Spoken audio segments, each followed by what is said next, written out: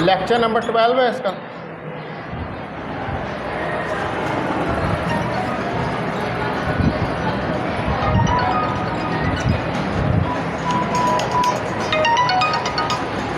Hello अस्सलाम इम्तियाज़ साहब,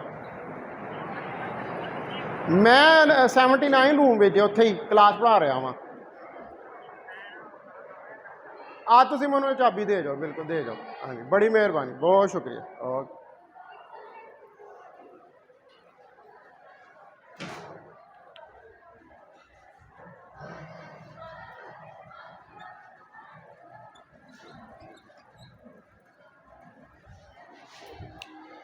अच्छा, मैंने पहले तो वैसे वो पढ़ाना था ब्लैक बॉडी रेडिएशन, ठीक है, तो वो नहीं मैं अभी ये पढ़ा रहा। कुछ और चीज़ें जो हैं उसमें, यानी कि जहाँ से हमने स्टार्ट किया था, ठीक है, उससे पहले कुछ और चीज़ें जो हैं उनका रिव्यू जो है वो ज़रूरी है।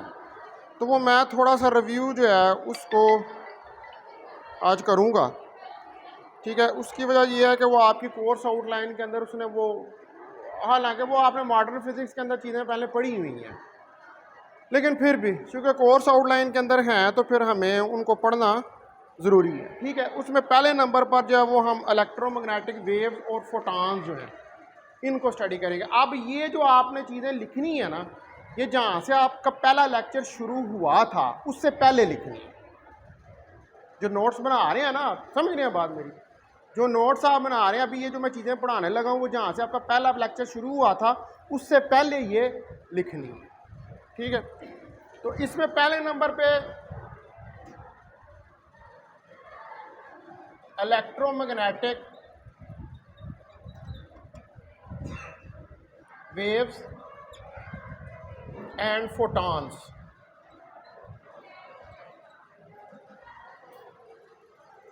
अब आपको जो है ये इलेक्ट्रोमैग्नेटिक वेव और फोटॉन जो हैं उनका आइडिया पहले से है। अस्सलाम वालेकुम, बड़ी मेहरबानी, बड़ी मेहरबानी। तो लैपटॉप ले लिया कल लभ गया ना, उन्होंने मैं अपनी गारंटी दी है, परसनल गारंटी। नहीं वो पैसे वो ना बंदा मैं तुहानू दसां वो एक नंबर और दूजी गल नहीं करता। वो कहता सी मैं पैसे अगे पिछे कर लाँगा लेकिन घटाना ही नहीं सर। मैं तुहानू पता है कि एक गल कर, मेरे नाल तो हमेशा इंज ही डीलिंग कर, ठीक है ना। और तुसीं फिर बाद जिस होन देना फिर उन्होंने दे दिओ, ठीक। हाँ दे इम्तियाज़ साहब गल सुन, दे दईओ। हाँ बस ठीक है, ठीक है, चलो चलो चलो, बड़ी मेहरबानी। अच्छा ये कोई पैसे तो नहीं सन ज़्यादा, 200 रुपये और लग देंगे कि इस साले की चाबी जरा पहले लगा आया। हाँ है मेरे को।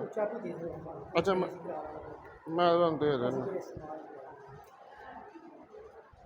हेलो ठीक है, वो मैं तुम देना चाबी।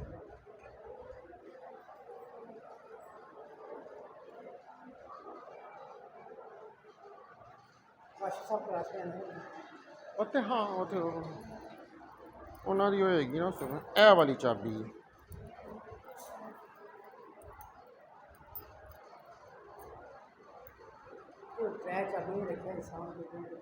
आहो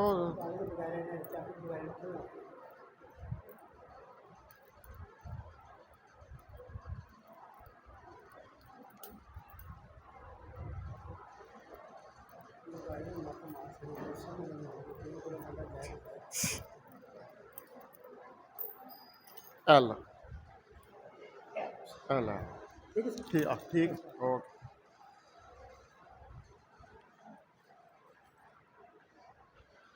अच्छा जी, इलेक्ट्रोमैग्नेटिक वेव्स और फोटॉन्स, ठीक है। ये इलेक्ट्रोमैग्नेटिक वेव्स और फोटॉन्स जो हैं ये तो आपने पहले भी चीज़ें पढ़ी हुई। एक्चुअली क्या था कि जब 19th सेंचुरी थी या 19th सेंचुरी से पहले, उस वक्त जो फिजिसिस्ट थे उनका जो नेचर ऑफ लाइट थी उसके ऊपर डिफरेंट व्यूज़ थे। नेचर ऑफ लाइट के ऊपर डिफरेंट व्यूज़ थे। कुछ फिजिसिस्ट जो हैं वो ये कहते थे कि लाइट जो है वो बिहेव करती है एज ए वेव, और कुछ साइंटिस्ट जो है वो ये कहते थे कि लाइट बिहेव करती है एज ए पार्टिकल। तो ये जो ड्यूबल नेचर का मसला है ये चल रहा था। तो जो अर्ली फिजिसिस्ट थे,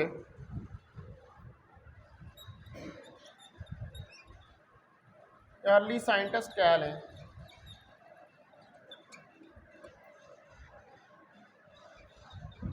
have different opinion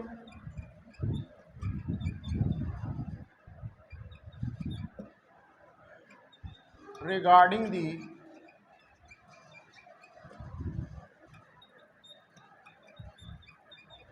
nature of light।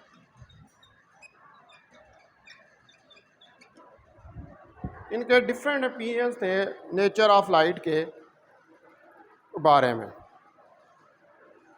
ठीक है, तो जो आइजैक न्यूटन था इसने ये अजम्पशन दी या ये इसने बात की कि लाइट जो है it is made of particles, tiny particles. Particle nature का कॉन्सेप्ट जो है वो किसने दिया? आइंस्टाइन। ठीक है,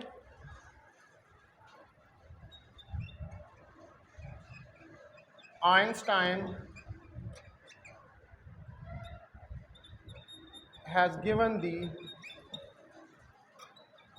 concept of particle nature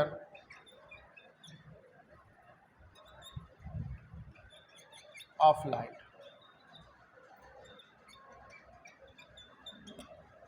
Einstein जो है इसने ये कहा कि लाइट जो है वो पार्टिकल नेचर होती है। उसके बाद जो हाइजेंस था वो ये बिलीव करता था कि जो लाइट है ये वेव से बनी हुई है जो कि वाइब्रेट कर रही होती हैं up and down perpendicular to the direction of propagation of wave, या वो डायरेक्शन के जिसके अंदर लाइट जो है वो ट्रेवल कर रही होती है। ठीक है, तो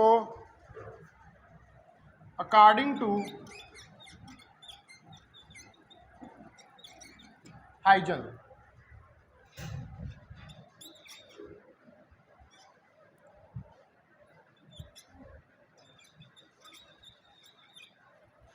light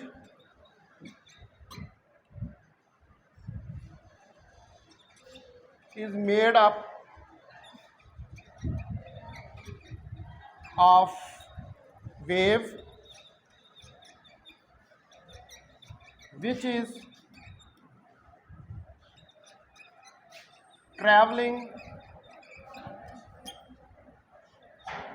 in the direction perpendicular to the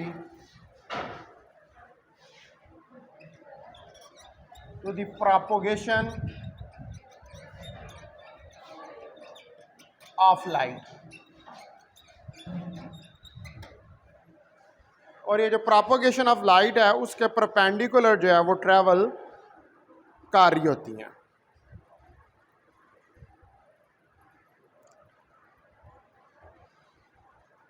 अच्छा, अब जो न्यूटन की थ्योरी थी इससे पहले आई थी वेव नेचर के बारे में, लेकिन जो हाइजेंस थ्योरी थी ये इसको अर्ली एक्सपेरिमेंट्स के अंदर बेटर और ज़्यादा अच्छे तरीके से जो है वो एक्सप्लेन किया गया था। ठीक है, तो न्यूटन्स थ्योरी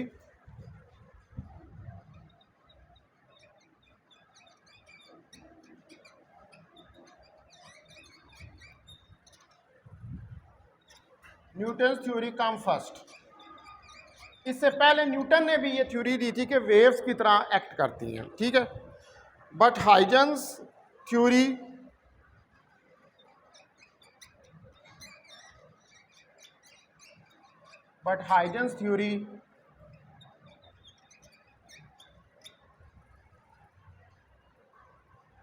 एक्सप्लेन,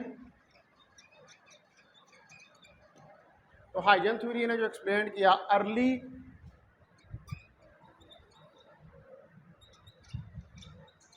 एक्सपेरिमेंट्स को बेटर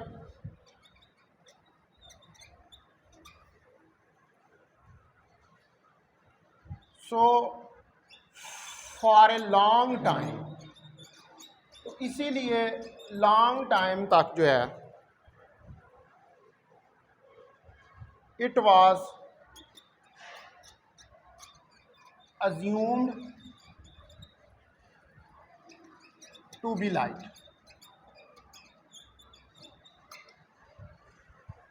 तो इसलिए लॉन्ग टाइम तक जो है वो वेव को क्या अज्यूम किया जाता रहा, लाइट।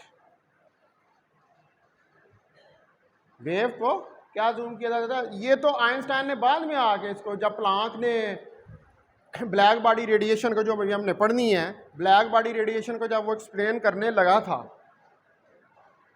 ठीक है, तो उस वक़्त उसने एनर्जी क्वांटा का कॉन्सेप्ट जो है वो दिया था। उससे पहले तो यही कहा जाता था कि वेव फ्रंट होता है, हाइजेंस की थ्योरी थी कि वेव फ्रंट है और वेव होती है। तो जब तक आइंस्टाइन और प्लांक की थ्योरी नहीं आई थी, उतनी देर तक लाइट जो है उसको क्या समझा जाता रहा, उसको वेव के तौर पर ही समझा जाता रहा। अब बोथ थ्योरी जो हैं ये पार्शली राइट हैं, मतलब दोनों ये नहीं आप कह सकते कि ये गलत है। हाँ, लाइट का वेव नेचर भी होती है और लाइट की पार्टिकल नेचर भी होती है, ठीक है। तो both theories are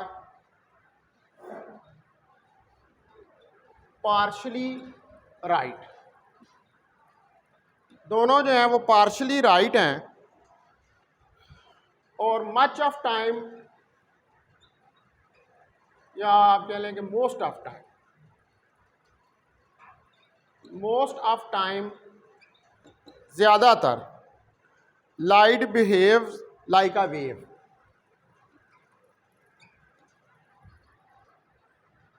light behaves like a wave. Light जो है वो एक वेव की तरह बिहेव करती है। लाइट जो है इसको हम कहते हैं कि ये एक इलेक्ट्रोमैग्नेटिक वेव है। Light is an electromagnetic wave, और ये किस में आती है, ये विजिबल रीजन में आती है, क्योंकि ये कंसिस्ट कर रही होती है, because it consist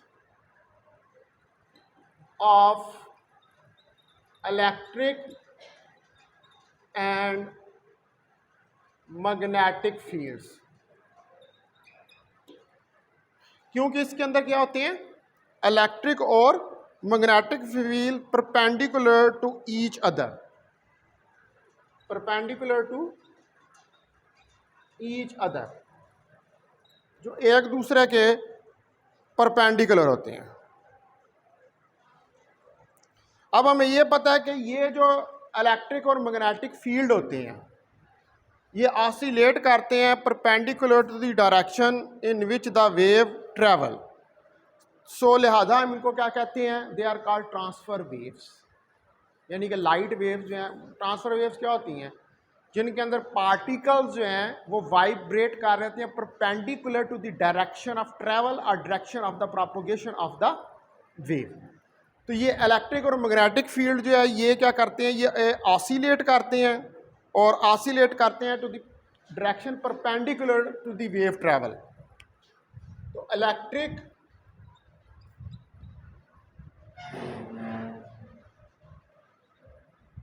and magnetic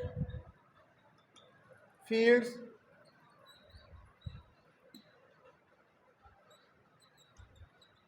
oscillate, electric और मैग्नेटिक फील्ड जो है ये ऑसिलेट करते हैं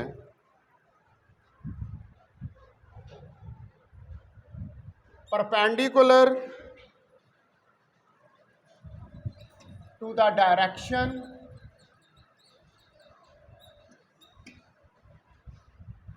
ऑफ प्रोपोगेशन ऑफ वेव। जो डायरेक्शन ऑफ प्रोपोगेशन है वेव की उसके परपेंडिकुलर जो है ये करते हैं। So they are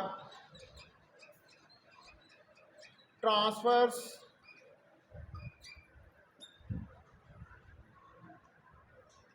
waves. तो लिहाजा ये क्या है, ये transverse waves.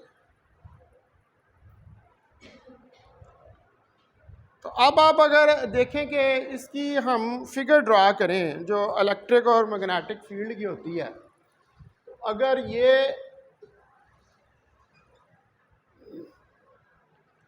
Propagation of wave है इस तरफ,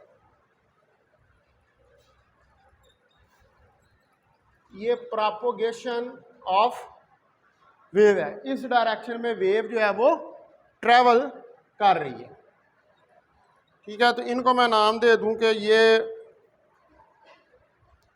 इस तरफ x है, इस तरफ y है, इस तरफ z है। तो मेरे पास ये फील्ड आ रही है,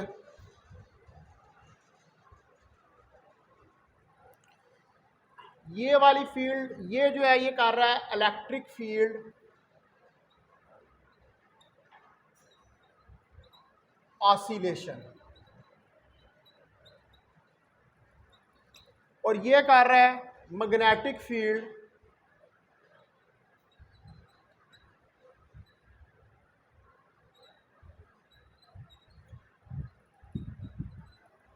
ऑसिलेशन। तो मैग्नेटिक फील्ड सारी बात है इसके परपेंडिकुलर होगा, तो वो जो है कोई यहां से स्टार्ट होगा,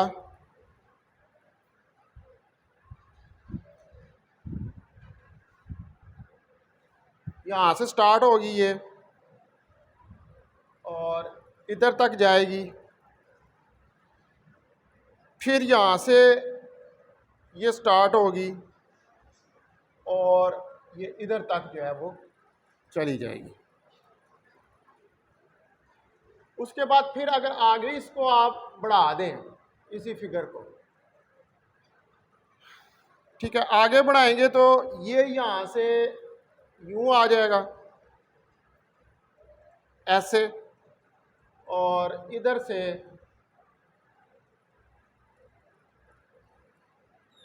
ये इसके साथ मिल जाएगा, ठीक है। तो ये प्रोपोगेशन, इसको कह लें z के लॉन्ग b है, ठीक है, और y के लॉन्ग e है, और ये डायरेक्शन ऑफ प्रोपोगेशन है। तो इसमें इलेक्ट्रिक और मैग्नेटिक फील्ड जो हैं वो क्या हैं, वो एक दूसरे के परपेंडिकुलर है,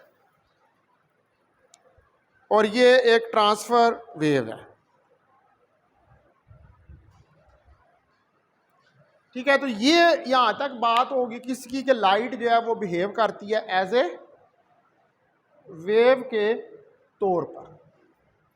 अब आ जाए दूसरा एस्पेक्ट जो है इसका दूसरा एस्पेक्ट जो है वो क्या है, कि लाइट जो है वो बिहेव करती है as a particle.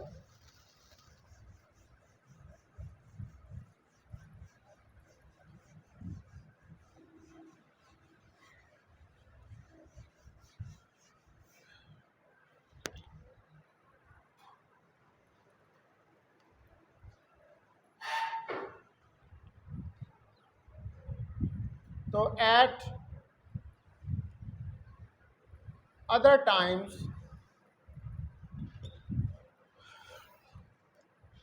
light behaves like a mass. Mass mean particle.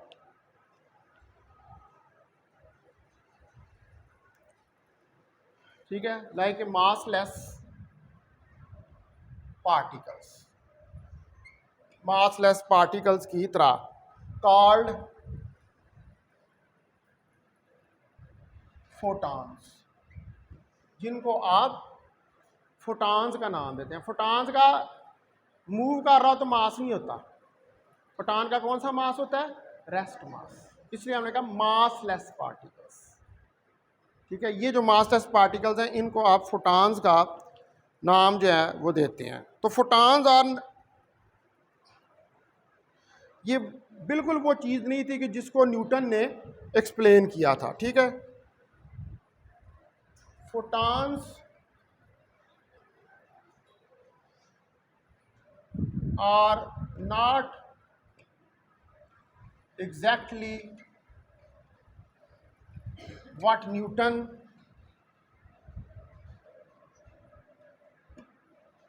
explained, जो न्यूटन ने थ्योरी दी थी।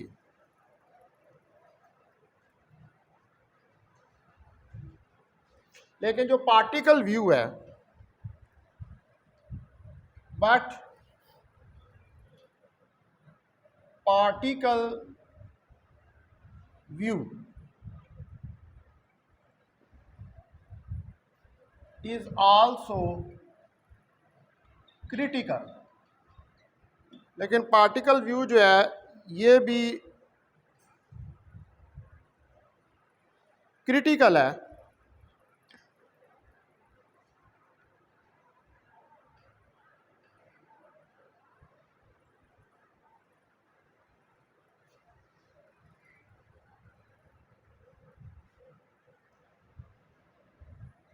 टू अंडरस्टैंड लाइट,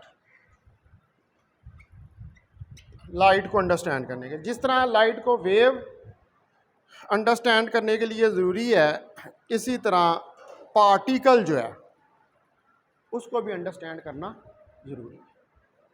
तो भाई कैसे ये पार्टिकल जो है, वेव की तो बातें आप इंटरफेरेंस डायफ्रैक्शन कर लें, पोलराइजेशन कर लें, ये वाले आप कर लें तो वो वेव प्रूफ लाइट हो जाएगी। लाइट ये सारे काम करती है, रिफ्लेक्ट भी होती है, रिफ्रैक्ट भी होती है, पोलराइज भी होती है क्योंकि ट्रांसफ़र वेव होती है, डायफ्रैक्ट भी होता ही है, इंटरफेरेंस, ये तो सारी चीज़ें लाइट को क्या प्रूव करती हैं, वेव। लेकिन दूसरा एस्पेक्ट जो है इसका वो बड़ा इंपॉर्टेंट था, और कहाँ पर इंपॉर्टेंट था, क्वांटम मैकेनिक्स। क्योंकि क्वांटम मैकेनिक्स के अंदर जितनी भी चीज़ें एक्सप्लेन की जाती हैं, वो जो ब्लैक बॉडी रेडिएशन है वो इसकी पार्टिकल नेचर को लेकर एक्सप्लेन की जाती है। तो अब हमने देखनी है quantum nature of light. Quantum nature of light.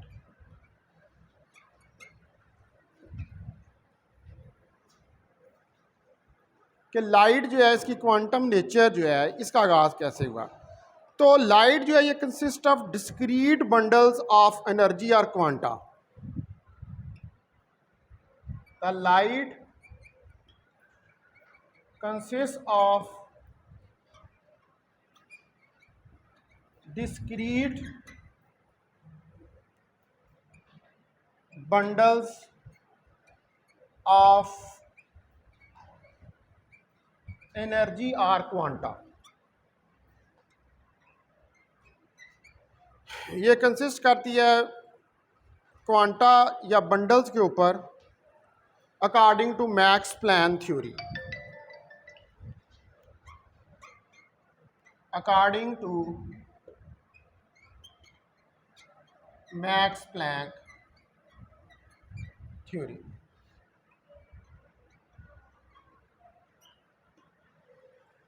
Max Planck theory के मुताबिक, मैक्स प्लैंक ने कहा था ना कि पैकेट्स ऑफ एनर्जी होते हैं, वो बाद में जाके आइंस्टाइन, उसको खुद समझ नहीं थी आ रही ये पैकेट्स ऑफ एनर्जी क्या होते हैं, ठीक है, लेकिन उसको ये पता लग गया था कि जो ब्लैक बॉडी के अंदर से रेडिएशंस निकल रही हैं ना, वो किसी वेव फ्रंट के ऊपर उनकी एनर्जी यूनिफॉर्म नहीं है।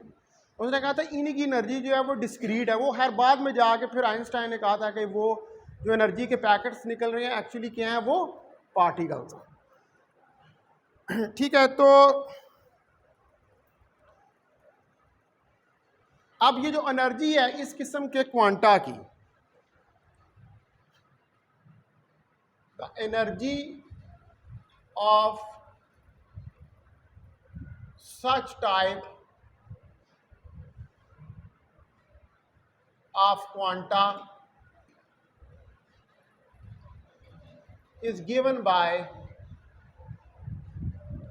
E is equal to h nu, जहां पर न्यू जो है वो फ्रिक्वेंसी है, where nu is the frequency and h is the Planck constant, और h जो है वो क्या है, वो Planck constant है।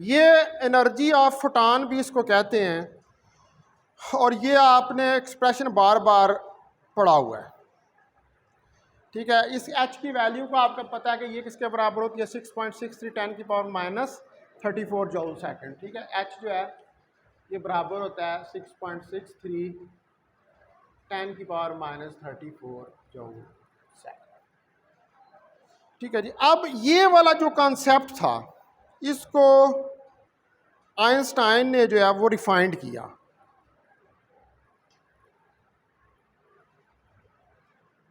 The Einstein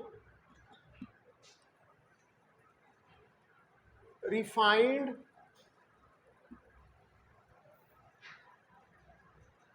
this quantum,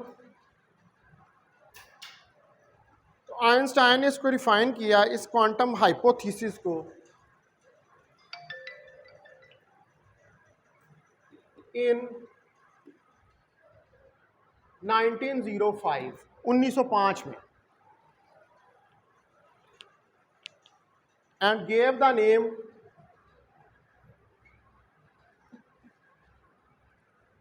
photon,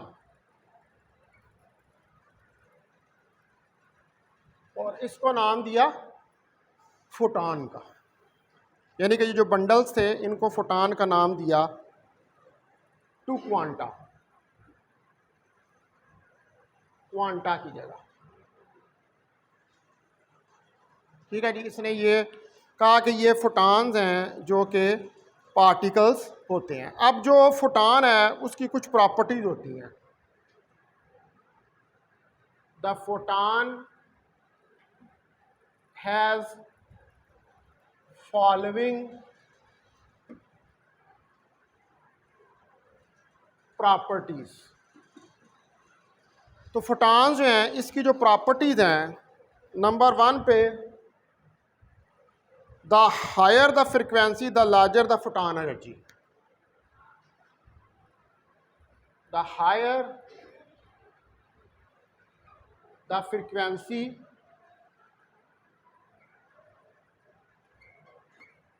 the larger the photon energy.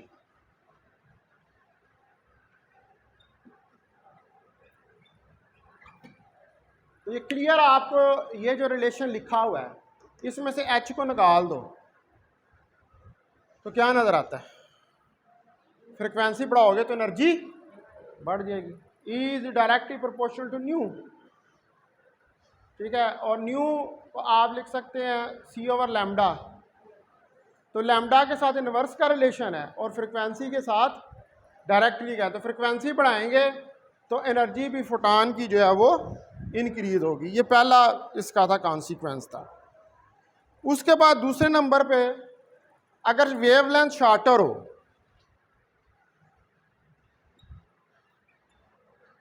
The shorter the wavelength, अगर वेवलेंथ जो है वो शॉर्टर है,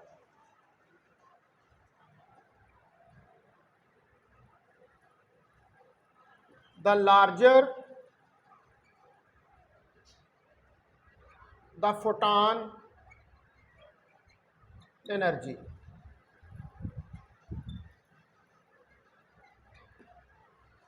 आप देखें ना, E is equal to HC/λ, E is inversely proportional to 1 over lambda.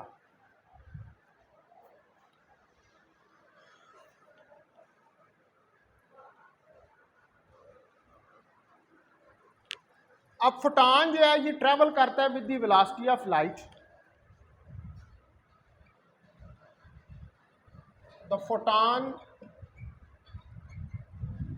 Travels with the velocity of light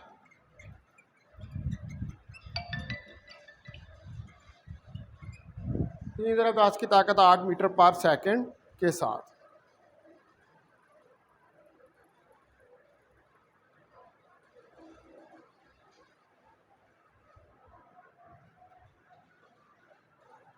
अच्छा, इसके अंदर जो है वो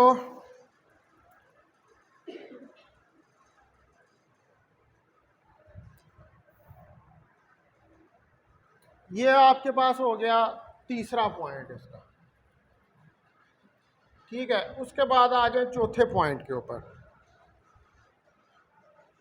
फोटॉन जो होता है इसका जीरो रेस्ट मास होता है. द फोटॉन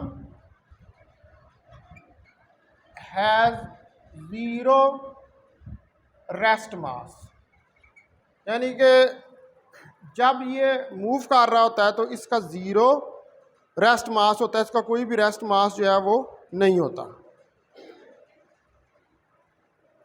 फोटॉन किस वक्त एग्जिस्ट करता है? जिस वक्त ये मूविंग पार्टिकल होता है, सिर्फ मूविंग में. Photon only exist when it is a moving particle.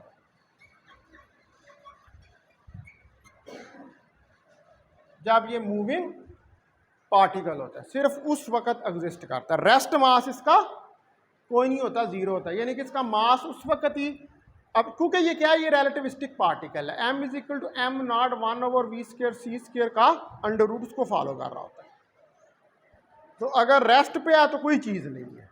Photon सिर्फ उस वक्त है जिस वक्त मूव कर रहा है. लाइट भी वेव्स मूव कर रही होती हैं. रेस्ट के ऊपर लाइट का कोई कॉन्सेप्ट नहीं होता. ठीक है जी. उसके बाद जो है जो मोमेंटम है फोटॉन का, पांचवी प्रॉपर्टी आ जाए इसकी.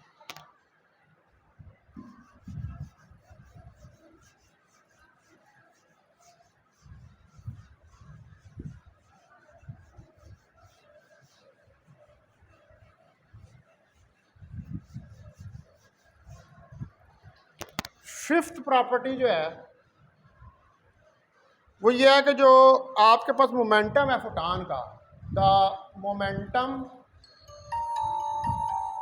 ऑफ फोटॉन, जो फोटॉन का मोमेंटम है is given as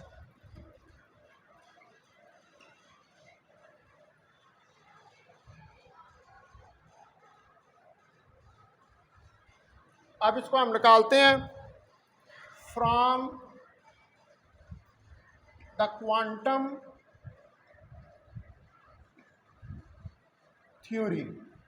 quantum theory के मुताबिक E जो है वो h न्यू के बराबर होता है, और जो मास एनर्जी रिलेशनशिप है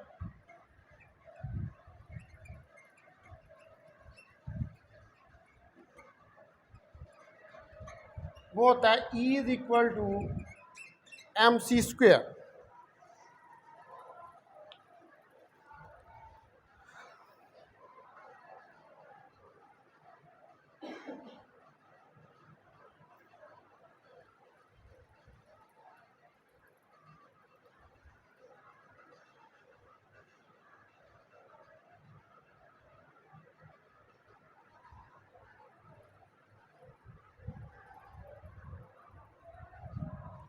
अच्छा, अब आप जो है इसको क्या लें इक्वेशन 1,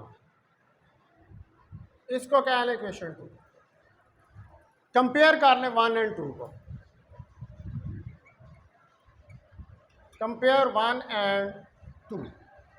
इन दोनों को कंपेयर करें तो M C square H nu के बराबर जो है वो आ जाएगा।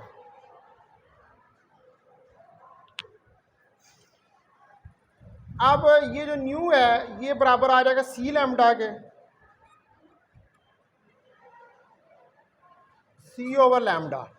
ये सी एक दफ़ा इससे काट गया, ये हो जाएगा एम सी और H over lambda according to de Broglie hypothesis, that is equal to P. तो ये आ जाएगा P is equal to M C. This is the momentum of photon.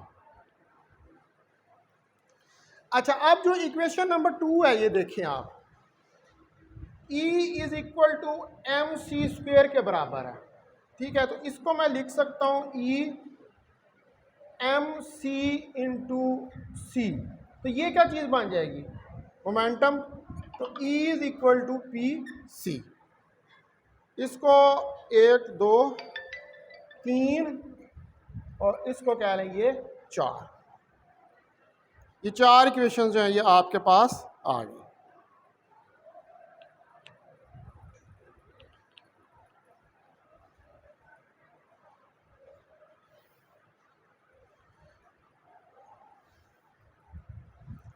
अच्छा, अब जो आपके पास है एक इक्वेशन 1 है और एक इक्वेशन 4 है। अगर हम कंपेयर करें इक्वेशन 1 एंड 4 को,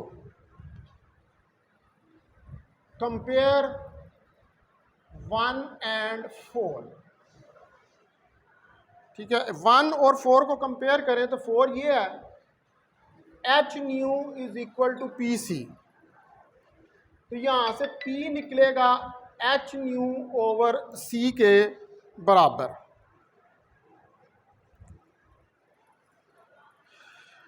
अब यहां पर अगर न्यू की मैं वैल्यू पुट करूं तो न्यू की वैल्यू जो है वो क्या आ जाएगी, सी ओवर लैम्डा, सी ओवर लैम्डा सी। तो ये अगर कट जाए तो फिर भी ये क्या बन जाता है, P is equal to H over lambda. ये फिर वही डी ब्रागली हाइपोथेसिस ही बन जाता है। तो ये मैंने काउंटर चेक कर दिया इसको, वही चीज़ निकाल के दोबारा उसमें से निकाल के आपको दिखा दी।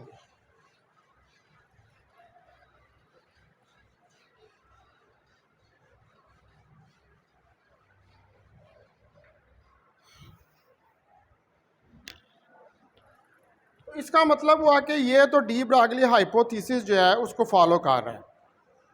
तो आपके पास अब ये इक्वेशन जो यहाँ पर हमने निकाली है ये वाली किधर गई ये, तो मैंने मिटा दिया इक्वेशन। ये जो इक्वेशन हमने निकाली है P is equal to H over lambda, इसको आप कह लें, इसको कह लें, इस इक्वेशन को 5 कह लें, और P is equal to H over lambda वाली इक्वेशन जो है इसको 6 का नाम दे दें, ठीक है। ये जो निकाली है, तो ये जो इक्वेशन 5 एंड 6 हैं ये आपको देती हैं expression for momentum of A photon, ठीक है। Equation 5 and 6 gives the expression for the momentum of photon, या आपको फोटॉन का मोमेंटम देती हैं in terms of frequency and wavelength, in terms of frequency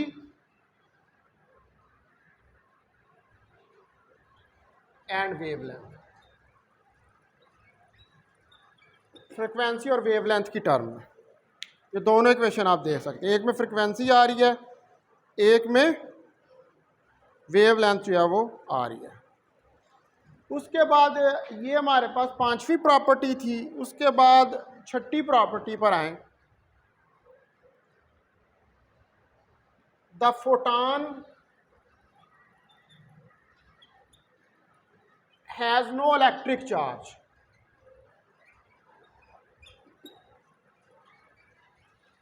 electron के अपना फोटॉन के ऊपर कोई चार्ज नहीं होता, ये न्यूट्रल होता है। जैसे न्यूट्रॉन नहीं होता, न्यूट्रॉन के ऊपर भी कोई चार्ज नहीं होता, तो इसके ऊपर भी कोई चार्ज जो है वो नहीं होता, इसीलिए ये इलेक्ट्रिक और मैग्नेटिक फील्ड से डिफ्लेक्ट नहीं होता। इलेक्ट्रिक और मैग्नेटिक फील्ड से वही पार्टिकल्स डिफ्लेक्ट होते हैं जिनके ऊपर चार्ज होता है। उसके बाद जो फोटॉन है ये इंटरेक्ट कर सकता है, इसकी जो 7वीं प्रॉपर्टी है, the photon can interact, photon जो इंटरेक्ट कर सकता है विद मैटर, मैटर के साथ,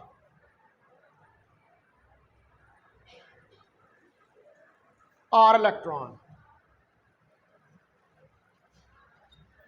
या इलेक्ट्रॉन के साथ। अब ये किस तरह कर सकता है, इसके आगे से 2 पॉइंट्स बन जाते हैं। पहला पॉइंट मैं कह देता हूँ, ए पॉइंट जो है वो ये है कि the energy exchange can take place only at certain discrete values, यानी कि जब वो इंटरेक्ट करता है तो जो एक्सचेंज ऑफ, जारी बात है अब फोटॉन इंटरेक्ट कर रहा है मैटर के साथ, तो फोटॉन जब मैटर के साथ इंटरेक्ट करेगा तो ये क्लासिकल फिनोमेना तो है नहीं है, ये कौन सा फिनोमेना है, ये क्वांटम मैकेनिकल फिनोमेना। तो फिर सर्टेन एनर्जीज के ऊपर, सर्टेन वैल्यूज़ के ऊपर सर्टेन एनर्जी जो है वो क्या होगी, वो एक्सचेंज होगी। ये नहीं है कि वो सारी की सारी एक जैसी एनर्जी ही दोनों के दरमियान में एक्सचेंज हो जाएगी, नहीं, क्वांटम के अंदर हमेशा एनर्जी जो है वो डिस्क्रीट है, ठीक है। तो उसकी सर्टेन अमाउंट जो है वो एक्सचेंज होगी। The energy exchange can take place, तो एनर्जी एक्सचेंज जो है वो टेक प्लेस करेगी only at certain discrete values, only at certain discrete values, कुछ सर्टन डिस्क्रीट वैल्यूज के ऊपर।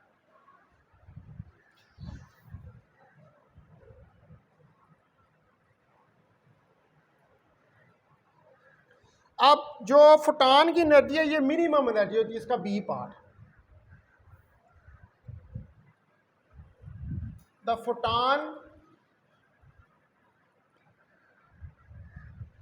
एनर्जी इज द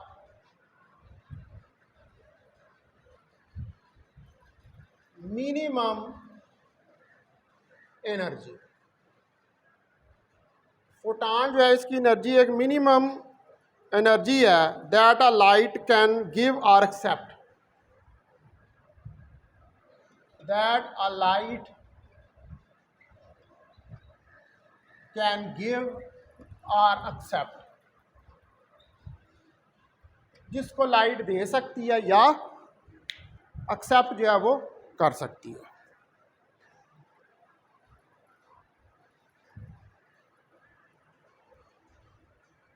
अच्छा, उसके बाद ये 7 प्रॉपर्टीज होगी हमारे पास 9। अब आ जाए आप 8वीं प्रॉपर्टी के ऊपर।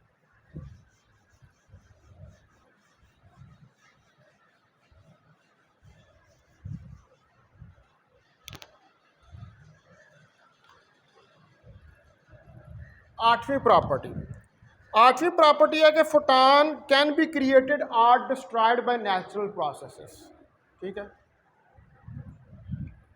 The photon can be created और destroyed by natural processes. Photon जो है इसको क्रिएट भी किया जा सकता है और डिस्ट्रॉय भी किया जा सकता है नेचुरल प्रोसेसेस के ज़रिए। फोटॉन जो है वो खुद से डिके नहीं करता, इसको डिके करवाने के लिए भी स्टिमुलेट करना पड़ता है।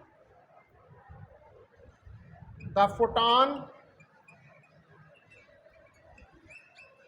Can not decay itself. तो फोटॉन जो है वो इटसेल्फ डिके भी नहीं करता।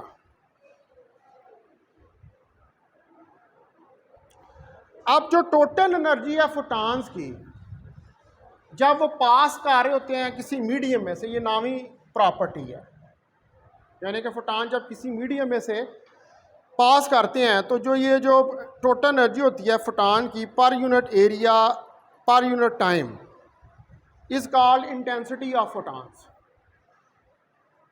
यानी कि जितने नंबर ऑफ फोटॉन्स, इंटेंसिटी क्या होती है, नंबर ऑफ फोटॉन्स को डिस्क्राइब करती है। तो जितने photons per unit area per unit time गुजर रहे हैं वो क्या है, वो उसकी इंटेंसिटी है। इंटेंसिटी क्या होती है, पावर पर यूनिट एरिया, उसकी पावर है। जितने ज़्यादा फोटॉन होंगे उसकी पावर ज़्यादा हो, उसको हम क्या कहेंगे, इंटेंसिटी। ठीक है, इसकी नामी प्रॉपर्टी। तो द टोटल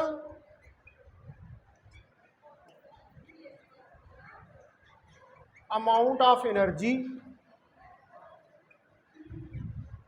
अब जो टोटल अमाउंट ऑफ एनर्जी है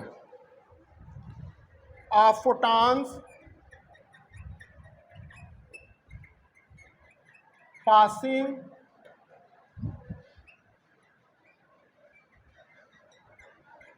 through the medium,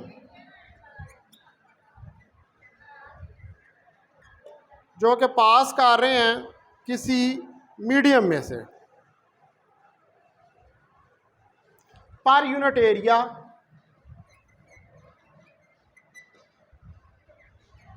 area A per unit time T,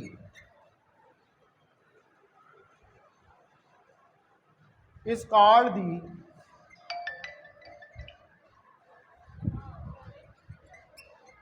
intensity I of photons। तो इसको इंटेंसिटी ऑफ फोटॉन्स का नाम जो है वो दिया जाता है।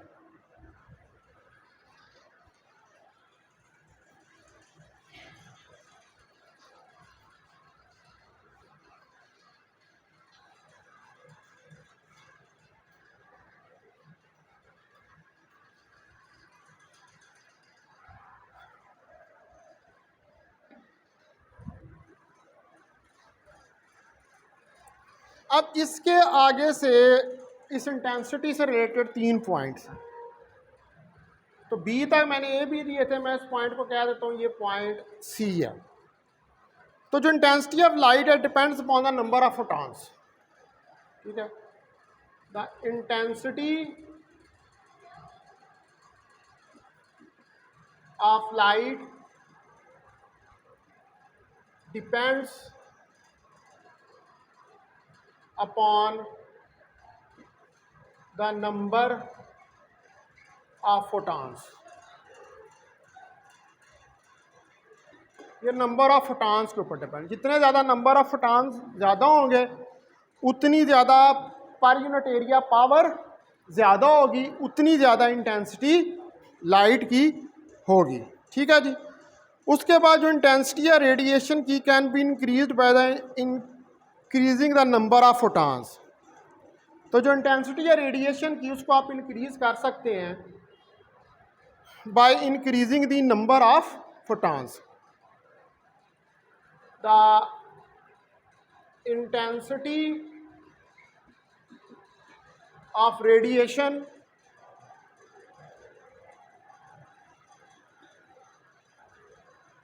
तो जो इंटेंसिटी है रेडिएशन की can be increased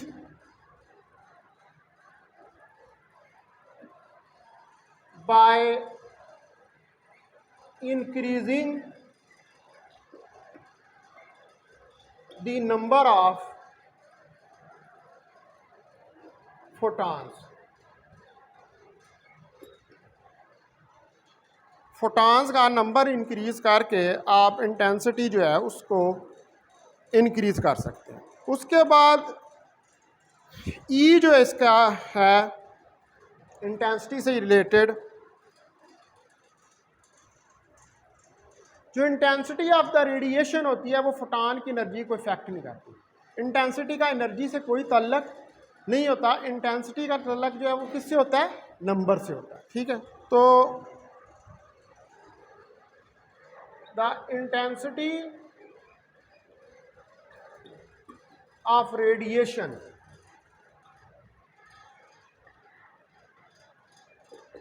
does not affect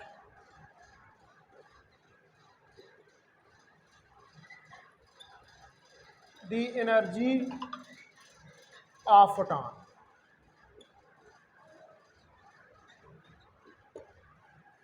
तो यह फोटॉन की एनर्जी को इफेक्ट नहीं करता।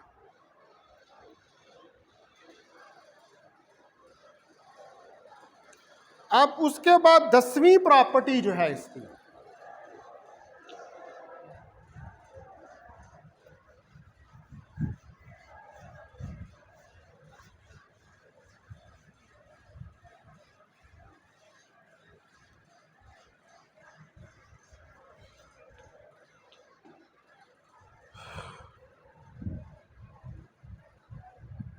टेंथ प्रॉपर्टी जो है, the photon is a particle and flow of photon is a wave. The photon is a particle and flow of photon is a wave. वैसे photon particle है, लेकिन जब फोटॉन्स का एक फ्लो जा रहा हो, फ्लो मतलब बह रहे हो फोटॉन, तो उस वक़्त ये एक वेव के तौर पर बिहेव जो है वो करता है। अच्छा, इसके भी आगे से एक पॉइंट है, इसका हमने ई तक दिया, ये पॉइंट एफ है कि जो फोटॉन है is a part electromagnetic radiation is energy. Electromagnetic radiation जो है is a energy. Electromagnetic radiation जो है ये एक एनर्जी है that is transmitted at speed of light. That is transmitted at speed of light, जो कि ट्रांसमिट होती है किस पर, स्पीड ऑफ लाइट के ऊपर, through oscillating electric and magnetic fields. Through oscillating electric and magnetic field, इनके थ्रू ट्रांसफर होती है। उसके बाद 10वां जो इसका पॉइंट है, जो इलेक्ट्रोमैग्नेटिक स्पेक्ट्रम होता है ये स्पैन करता है a broad range of photon energies and only the most energetic photon, X rays and gamma rays. और ये पूरा स्पैन का एक पूरी रेंज ऑफ एनर्जीज आ रही होती है इलेक्ट्रोमैग्नेटिक स्पेक्ट्रम में, जिसमें सबसे ज़्यादा एनर्जी के फोटॉन्स जो हैं वो किसके होते हैं, वो गैमा रे और एक्स रेज के होते हैं। रेडियो वेव और माइक्रोवेव के जो होते हैं वो सबसे लो एनर्जी के होते हैं। ठीक है जी, तो द इलेक्ट्रोमैग्नेटिक स्पेक्ट्रम, जो इलेक्ट्रोमैग्नेटिक स्पेक्ट्रम है, स्पैन्स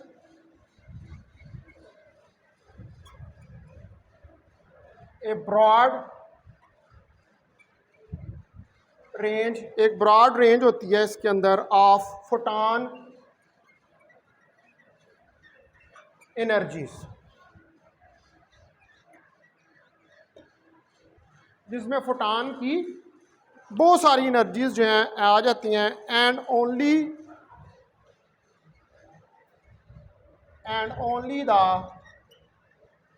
मोस्ट एनर्जेटिक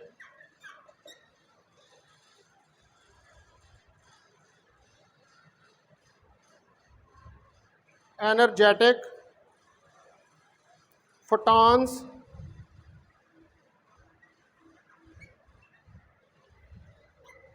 एक्सरे के होते हैं, ठीक है जी। उसके बाद एंड गैमा रेज, और गैमा रेज के जिनकी हाईएस्ट फ्रीक्वेंसी होती है और शॉर्टेस्ट वेवलेंथ होती है, विच हैव हाईएस्ट फ्रीक्वेंसी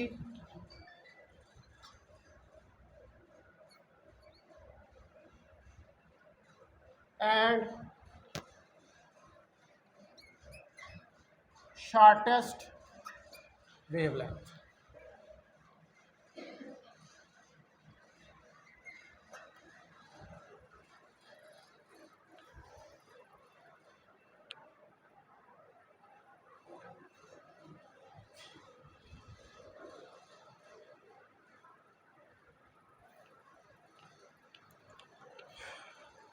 ठीक है जी। तो ये अब जो था इलेक्ट्रोमैग्नेटिक वेव्स एंड फोटॉन्स, वो सारा मैंने आपको बता दिया कि इंट्रोडक्शन था ये इसका, ठीक है। क्योंकि लेज़र में हमने पढ़ने फोटॉन ही होते हैं, बार बार फोटॉन का ही जिक्र जो है वो आ रहा है। अब नेक्स्ट टाइम जो है मैं फिर एनर्जी लेवल्स और स्पेक्ट्रल लाइंस जो है उनको डिस्कस करूँगा।